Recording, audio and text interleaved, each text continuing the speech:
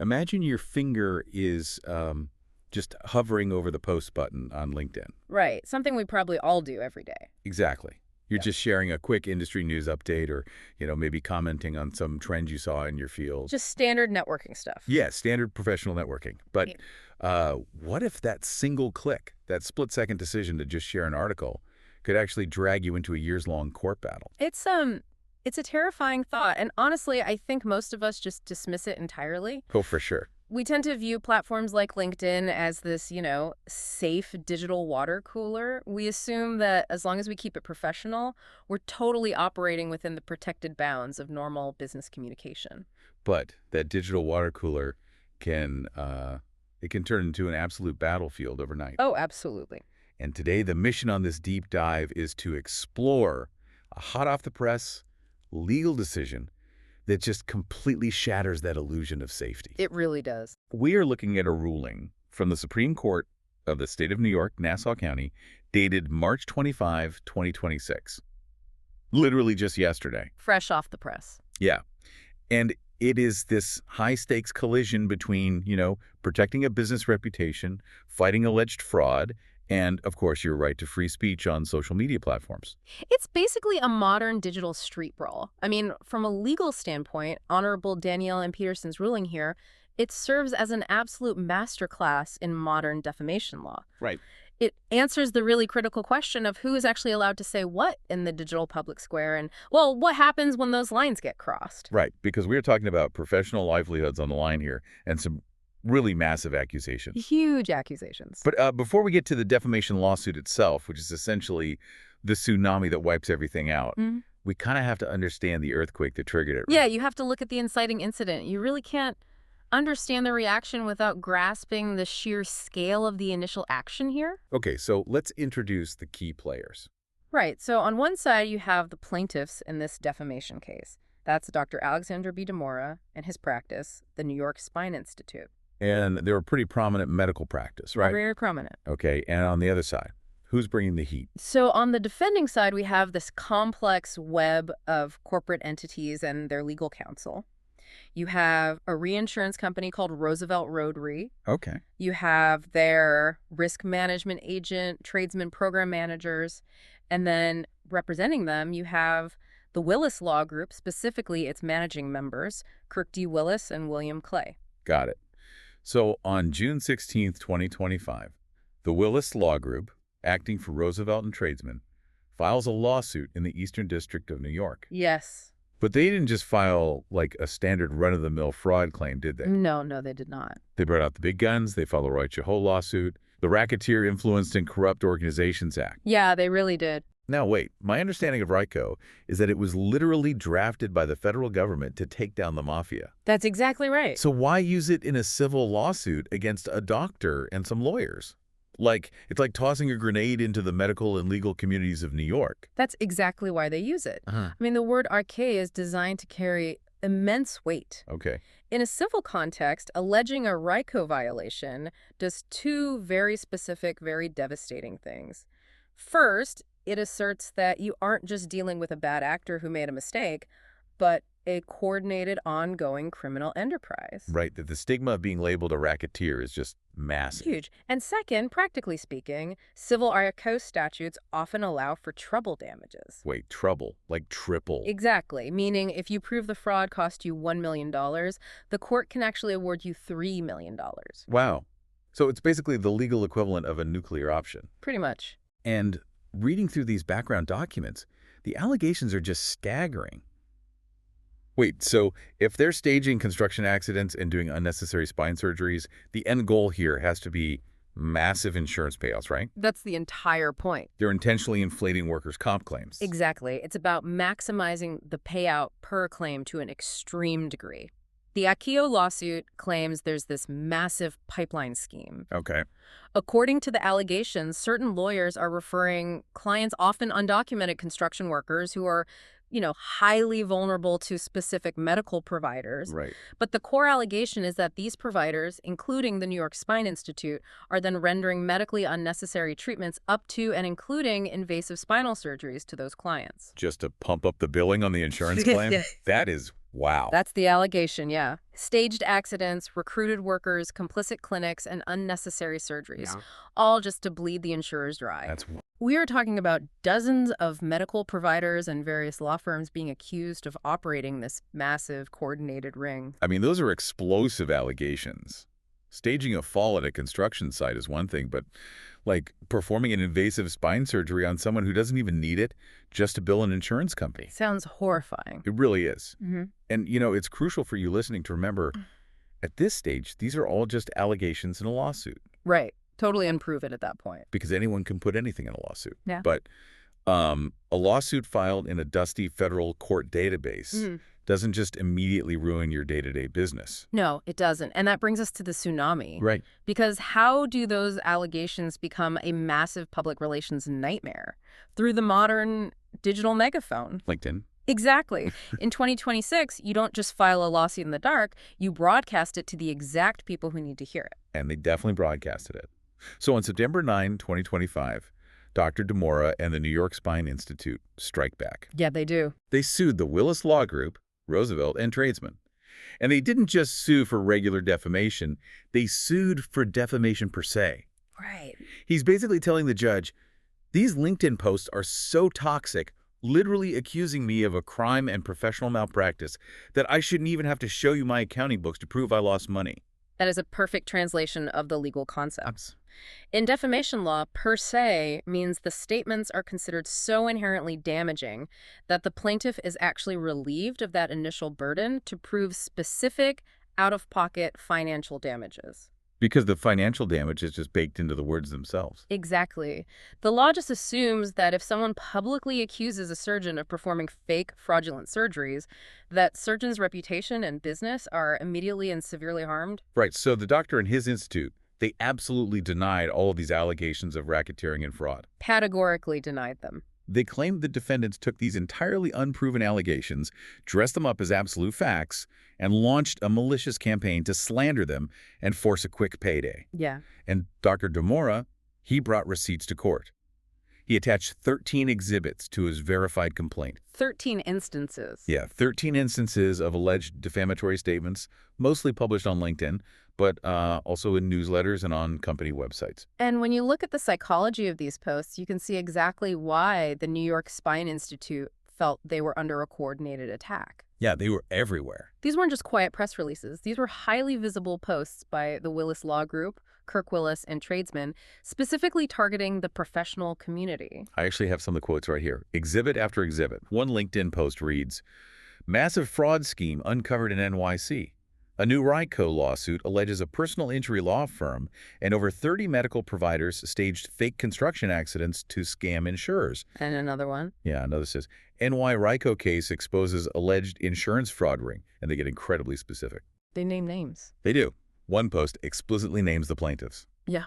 A sweeping racketeering lawsuit filed in the Eastern District of New York names 47 defendants, including prominent orthopedic surgeons and practices like the New York Spine Institute, Dr. Alexandra B. Demoura. It goes on to explicitly list the actions, too, the allegations. Staged construction accidents, unnecessary surgeries, and inflated injury claims. Jeez. It even ends with a direct threat to the industry.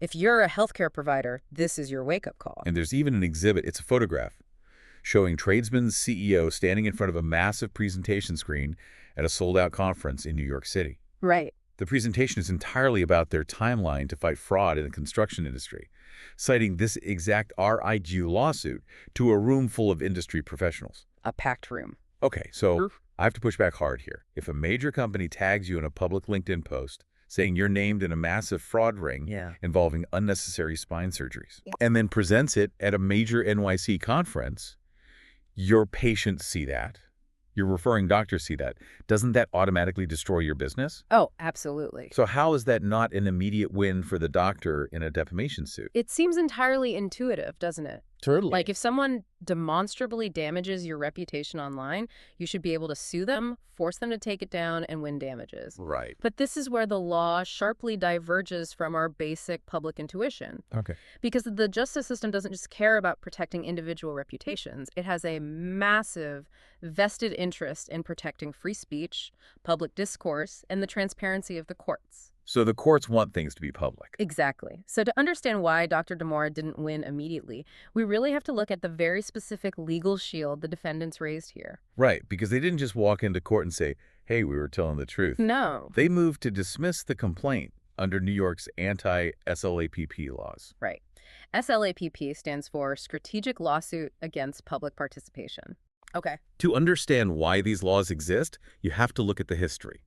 Historically, SLAPP suits were this brutal tactic used by wealthy individuals or massive corporations to just silence their critics. Like bullying them with lawsuits? Exactly. Imagine a local citizen who discovers a factory is dumping toxic chemicals into a river. The citizen writes an op-ed in the local paper. Okay. The factory knows the citizen is right, but instead of fixing the problem, they sue the citizen for $10 million in defamation. Knowing full well the citizen doesn't have the money to fight a $10 million lawsuit. Exactly. The corporation doesn't even care if they eventually lose the lawsuit 5 years down the line. The process is the punishment. Right. They just want to bury the whistleblower in hundreds of thousands of dollars in legal fees until they are forced to retract the statement and just shut up. Wow. So to combat this chilling effect on free speech, legislatures created anti-SLAPP laws. Yeah. And in 2020, the New York legislature significantly expanded their protections. They broadened the definition of protected speech? Right, did. It now includes any communication made in a place open to the public or a public forum in connection with an issue of public interest. And the law explicitly says that public interest should be construed broadly, Yes. meaning pretty much any subject other than a purely private, personal matter between two people. Which becomes the absolute pivot point of this entire case. Judge Peterson had to look at these LinkedIn posts and this sold-out conference and make a determination, are these public forums, and are they discussing matters of public interest? So essentially, the law acts as a bouncer for free speech. I like that. Like the judge is standing at the door of the courthouse. If you try to drag someone inside for a multi-year lawsuit just to shut them up about a matter of public concern, the bouncer throws a massive shield over the defendant and says, whoa, back up. We aren't doing this. That is a brilliant analogy, and Judge Peterson ruled that the bouncer absolutely applies here. She cited precedent establishing that LinkedIn is undeniably a public forum. Even if you have a private network, the algorithm pushes statements out to the broader internet where any member of the public can search for them. That makes sense. Furthermore, that sold-out NYC conference, the court defined that as an open forum as well. And because the topics being discussed were insurance fraud, REO schemes, and sham medical referrals within the state's workers' comp system. Big public issues. Exactly. The judge ruled these are undoubtedly matters of public concern. So the anti-SLAPP shield gets raised. And once that bouncer steps in, the rules of the legal game completely change for the person doing the suing. They really do. This is where we get into the concept of the flipped burden, which honestly blew my mind when I read it. It's pretty wild. Hold on, because this is entirely backward to how I thought the justice system works. Yeah. Usually the accuser, the plaintiff, makes a claim, and the defendant has to prove their innocence or prove their defense, right? Normally, yes. If a defendant wants to dismiss a case early on, they have to prove a substantive defense on the actual merits of the case. Okay. But under New York's anti-SLAPP law, the burden of proof is radically flipped. The defendants, the Willis Law Group and Tradesman, didn't even have to prove that their ICO allegations were true yet. Wow. They didn't have to prove their defense on the merits. They only had to show the judge that their posts fell under the anti-SLAPP umbrella, that they were speaking in a public forum about a public issue. Which they did. LinkedIn, insurance fraud, check and check. Right. And instantly, the actual burden of proof shifts back to the plaintiffs, Dr. Demoura and his institute. Just like that. Yep. To even survive the motion to dismiss, the plaintiffs now have to prove that their defamation case has a substantial basis in law. They have to show the judge right out of the gate that they have a highly meritorious, near-bulletproof case. And here is why plaintiffs absolutely hate anti-SLAPP motions. When that burden flips, it instantly freezes discovery. Meaning, Dr. Demoura couldn't, subpoena the defendant's internal emails or text messages to go on a fishing expedition to find evidence of malice. Yeah. He was stuck with only the evidence he had on day one. Exactly. And, discovery is the most expensive part of any lawsuit. Depositions, reviewing millions of emails, it costs an absolute fortune. Oh, yeah. By freezing discovery, the anti-SLAPP law prevents the plaintiff from inflicting that financial punishment. So Dr. Demoura is forced to prove he has a rock-solid case immediately, without discovery. And to do that, he has to overcome another massive, almost insurmountable legal obstacle. New York Civil Rights Law, Section 74, the litigation privilege. Right, and Section 74 is a cornerstone of a functioning democracy and legal reporting. Okay. It provides absolute immunity from civil lawsuits for the publication of a fair and true report of any judicial proceeding. A fair and true report. Yes. Think of a courtroom or a filed legal document as a protected bubble. The philosophy here is that justice must be public. Citizens have a fundamental right to know what is happening in the judicial branch. Makes sense. Therefore, the moment a wild allegation is formally filed on paper with a court clerk, it transforms from potential slander into a public record. Oh, wow. And you cannot be sued for defamation simply for accurately repeating what that public record says. Which brings us back to those 13 exhibits. The judge looked at those LinkedIn posts, and she noted something incredibly specific about the phrasing. The phrasing is everything here. Yeah. The post didn't say, Dr. Demoura is committing fraud. They said, a new RIAM lawsuit alleges over 30 medical providers staged fake accidents, or the allegations, staged construction accidents. Right. And what's fascinating here is that tiny distinction, the use of the word alleged, is the razor-thin line between a legally protected post and a devastating defamation verdict. Just that one word. Because defamation requires a false statement of fact. The court ruled that any reasonable reader looking at those LinkedIn posts would conclude that these statements are merely summaries of the RRAO lawsuit's allegations, not statements of proven, objective fact about the doctor. But let me play devil's advocate here, because this sounds like a massive loophole. Sure. Does this mean I can say anything horrible about anyone online as long as I wrap it in the magic word allegedly or point to a lawsuit? Like, can I just draft a completely insane, baseless lawsuit against you, file it with the clerk, and then immediately go on LinkedIn and blast your reputation to ashes, claiming litigation privilege? That is the exact fear that plaintiffs have, and it's a valid one. But the court is very careful to address the limits of that protected bubble. Okay, good. The litigation privilege only attaches if the post is a fair and true report of the official proceeding.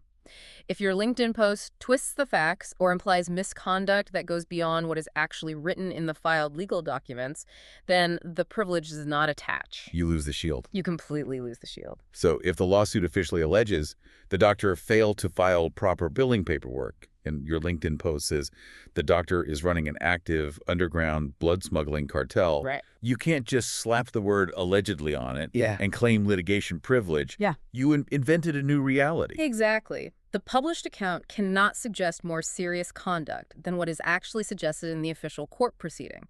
You can summarize, but you cannot embellish. Okay. In this case, Judge Peterson looked closely at the posts by the Willis Law Group, Tradesman, and Roosevelt.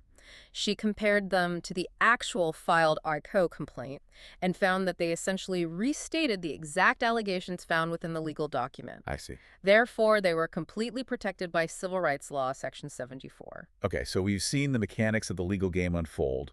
We've seen the anti-SLAPP bouncer step in. Yep. We've seen the burden of proof violently flip onto the plaintiffs, freezing their ability to dig for dirt. And we've seen the litigation privilege completely block their sword. All of it. So what was the final score? And what are the real-world consequences for Dr. Demoura and his clinic? It was a total, absolute defeat for the plaintiffs. Judge Peterson ruled that Dr. Demoura and the New York Spine Institute utterly failed to demonstrate that their defamation action had a substantial basis in law. Wow. As a result, she granted the defendants' motions to dismiss the complaint entirely. And what about that request for discovery? The plaintiffs wanted to look at internal documents to prove the defendants were acting with malicious intent. Denied as moot. The case was killed before it even reached the discovery phase. So is it just a case dismissed, everyone goes their separate ways situation? Because that doesn't seem like much of a deterrent. Oh, absolutely not. And this is where the teeth of the anti-SLAPP law really bite down and where the financial devastation becomes very real. Okay. Because the plaintiffs brought a lawsuit that violated New York's anti-SLAPP statute. It doesn't end with a simple dismissal. Hmm. The law explicitly entitles the defendants to a mandatory award of attorney's fees and costs. Mandatory, not like at the judge's discretion based on how she's feeling that day. The plaintiffs must pay the defendant's legal bills for having to fight off this defamation suit. Yes. The judge explicitly ordered that the action be set down for a hearing on May 14th, 2026 at 10:30 a.m. in person. Wow. And the sole limited purpose of that hearing is to look at the receipts and determine exactly how much money the New York Spine Institute has to pay the Willis Law Group and Tradesman for dragging them into court. So what does this all mean? If we step back and look at the sheer mechanics of this financial penalty, is the entire point of the anti-SLAPP legislation. It is. It is designed to be a massive, terrifying deterrent. The legal system is sending a very clear message. You cannot use the threat of expensive litigation to silence your critics or to silence people who are accurately reporting on public court documents. Right. If you try to use the courts as a weapon to chill protected free speech, the court will catch that weapon, turn it around, and make you pay for the swing. If we connect this to the bigger picture, it is a phenomenal reality check for anyone operating in the business world today. Definitely. The digital public square offers incredible power to share information and warn your industry about potential bad actors. And the law heavily protects your right to participate in that square, especially regarding judicial proceedings and matters of public interest. But the exact phrasing you use, the immense discipline required to separate an established fact from a legal allegation, that is the difference between a legally protected post and a devastatingly expensive lawsuit. So true. The bouncer will protect you, but only if you follow the house rules. Precisely. You can report the news, you can summarize the public record, but you cannot invent the reality. It really leaves you with something heavy to think about the next time your finger hovers over that post button on LinkedIn. Because, as lawsuits themselves increasingly become content for our social media feeds, as complex 100-page legal complaints are chopped up into bite-sized, sensationalized updates for professional networking sites. Yeah, which happens constantly now. Exactly. Does the court of public opinion now pass judgment faster and with more permanent damage than a court of law ever could? Makes you wonder. Even if the diagnosis is clearly labeled as alleged, does it still leave a permanent scar on a professional's record? Something to mull over. Until next time.